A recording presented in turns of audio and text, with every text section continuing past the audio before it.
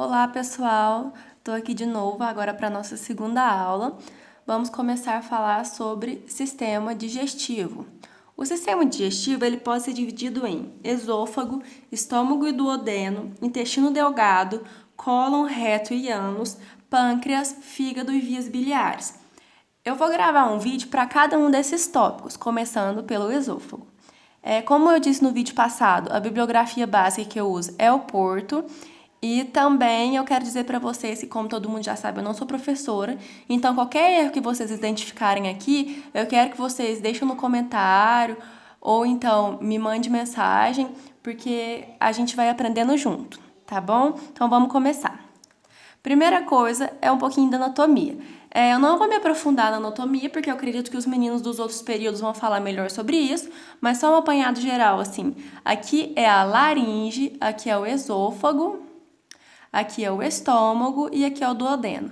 O esôfago ele tem dois esfíncteres, o esfíncter superior, aqui, e o esfíncter inferior. Os esfíncteres do esôfago, eles permanecem contraídos, eles só relaxam sob um estímulo neurogênico. Esse estímulo é a deglutição. Então, normalmente, eles só ficam contraídos quando a gente deglute, eles relaxam. A função do esôfago é transportar o bolo alimentar da boca até o estômago e impedir o refluxo gastroesofágico, ou seja, impedir que o alimento aqui volte em direção à boca. Para a gente identificar as patologias do esôfago, a gente precisa fazer um exame clínico. Como eu disse para vocês na aula anterior que eu expliquei para vocês sobre anamnese e exame físico. Uma anamnese bem feita, ela é capaz de diagnosticar até 80% dos problemas no esôfago. Então, uma anamnese bem feita é muito importante. Na anamnese, a gente tem que estar atento a esses sinais e sintomas, que são disfagia, que é dificuldade de deglutir, odinofagia, que é dor que surge com a ingestão de alimentos, afagia, que é a obstrução esofágica completa, fagofobia, que é o medo de deglutir, pirose, que é queimação, dor esofágica e regurgitação, hematêmese, que é o vômito com sangue, cialose, que é a produção excessiva de saliva e soluço.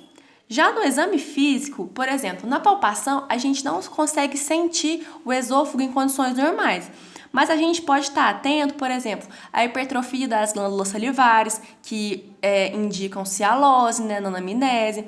A gente pode estar atento a alterações de pele, principalmente na face e nas mãos, mais comuns nas mulheres, que indicam disfagia e pirose.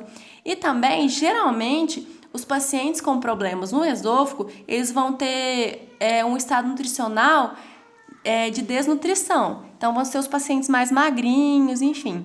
Todos esses sinais e sintomas, juntamente com o exame físico, já nos indicam uma hipótese diagnóstica. Essa hipótese diagnóstica ela é confirmada pelos exames complementares. O primeiro exame complementar que a gente vai falar é o exame radiológico. O exame radiológico, ele faz o estudo do pregueado mucoso, do contorno, da elasticidade e do calibre e da motilidade. A vantagem dele é que ele é não invasivo. Aqui, cada partinha dessa daqui, ó, é um segmento do esôfago, que a gente vê claramente aqui no raio-x. Agora, sobre a esofagoscopia.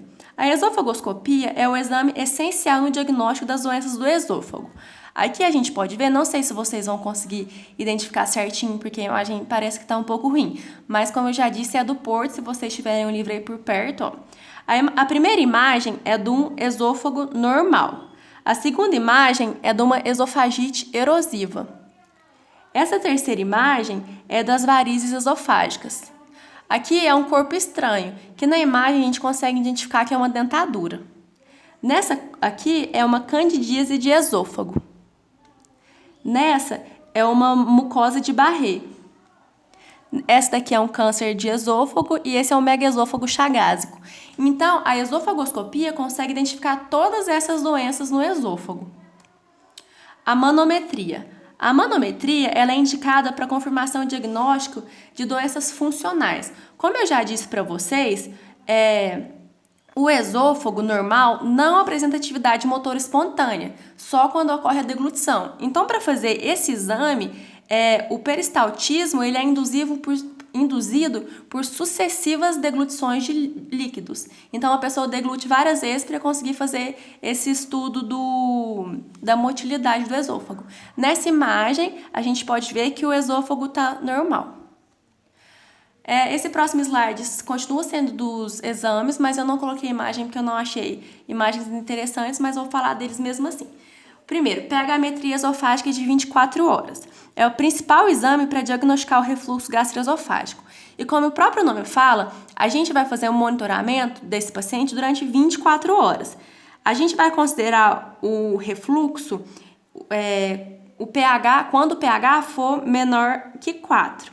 Então, durante 24 horas, a gente vai ver o número total de refluxos, o refluxo mais duradouro, os refluxos que duraram mais de 5 minutos e fazer anotações sobre isso. O próximo é a impedância intraluminal. Permite o acompanhamento do movimento do conteúdo intraluminal. E ele também é um exame que possibilita a detecção simultânea tanto dos refluxos ácidos quanto dos refluxos não ácidos. A cintigrafia é o estudo do esvaziamento do estômago e do refluxo gastroesofágico. Ecoendoscopia ou também endossonografia. É um exame endoscópico muito complexo, porque ele consegue atingir áreas pouco acessíveis ou até inacessíveis em outros métodos de imagem. Então, possibilita um exame mais detalhado, como, por exemplo, das camadas da parede do esôfago. A ecoendoscopia é indicada nos casos de diagnóstico e estadiamento das lesões neoplásicas e diagnóstico diferencial entre uma compressão extrínseca e uma lesão subepitelial. Agora nós vamos falar um pouquinho sobre as doenças do esôfago. Primeira, doença do refluxo gastroesofágico. A doença do refluxo gastroesofágico tem como principal causa o relaxamento transitório do esfíncter inferior do esôfago não associado à deglutição. Como eu disse para vocês, os esfíncteres, os dois, eles só são relaxados quando tem o estímulo da deglutição. Mas nessa doença, eles começam a relaxar mesmo sem esse estímulo. Então, o alimento tende a voltar à cavidade bucal. Os sinais e sintomas de alerta que a gente tem que ficar atento são pirose, dor torácica, disfagia, odinofagia, eructações e regurgitamento. Para a gente fazer um diagnóstico certeiro, nós temos que fazer uma anamnese detalhada. O melhor método de comprovação é o pH intraesofágico e também nós podemos fazer a ecoendoscopia e a biópsia. Câncer de esôfago. O câncer de esôfago podem ser em dois, O carcinoma espinocelular, que é o mais comum, ele atinge o terço médio do esôfago, que é o caso dessa imagem aqui, atingiu o terço médio do esôfago. E também temos o adenocarcinoma, que surge na parte distal do esôfago. Então, surge mais aqui. Na presença de refluxo e esôfago de barriga. O sintoma mais importante de câncer de esôfago é a disfagia para sólidos. Além dos outros sintomas que eu já citei, esse é o mais importante, é o mais característico de câncer de esôfago. O diagnóstico é feito com a esofagoscopia, complementada pela biópsia e cintilografia. O megaesôfago chagásico e a acalasia idiopática. A acalasia é uma doença motora do esôfago, caracterizada por relaxamento parcial ou ausente do esfíncter inferior e contrações não peristálticas do corpo esofágico. A principal causa da acalasia é a doença de Chagas e o sintoma predominante é a disfagia. Para a gente fazer um diagnóstico diferencial entre doença de Chagas e acalasia, a gente tem que fazer reações sorológicas. O exame mais importante é a manometria esofágica. Aqui a gente pode perceber que o esôfago foi aumentando muito de tamanho até essa última imagem. Como o próprio nome fala, megaesôfago chagásico, Então ele aumenta muito. Espasmo difuso. O espasmo difuso, aqui também, na imagem a gente pode ver que ele é chamado em esôfago em saca-rolhas, porque ocorre um distúrbio motor que ocorre mais no sexo feminino a partir dos 50 anos. Os principais sintomas são disfagia e dor torácica. O exame que a gente tem que fazer é o manométrico. Aqui são os divertículos.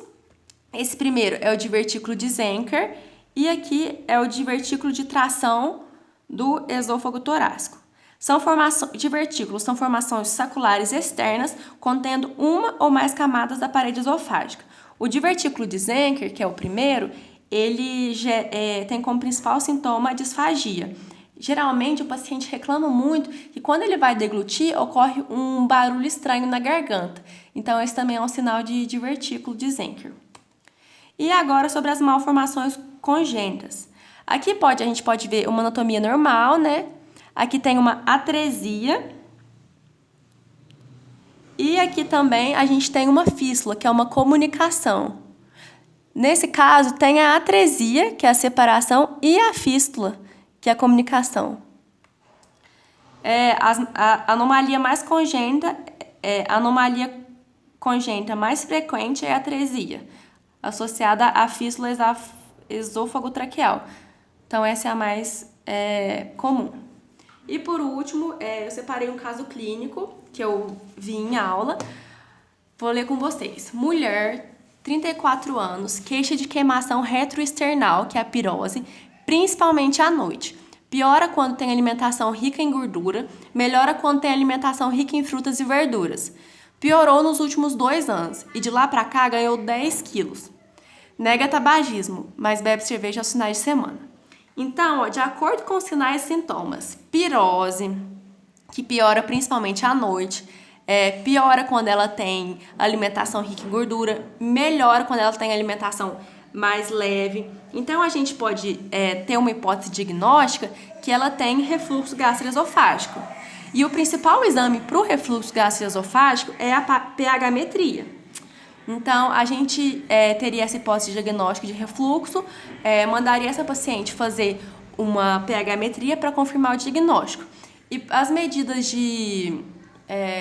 medidas para ela melhorar seria elevar a cabeceira da cama, de 10 a 15 centímetros, ela parar de consumir esses alimentos ricos em gordura, principalmente à noite, né? Comer comidas leves, praticar exercício físico, perder um pouco de peso, entre outros.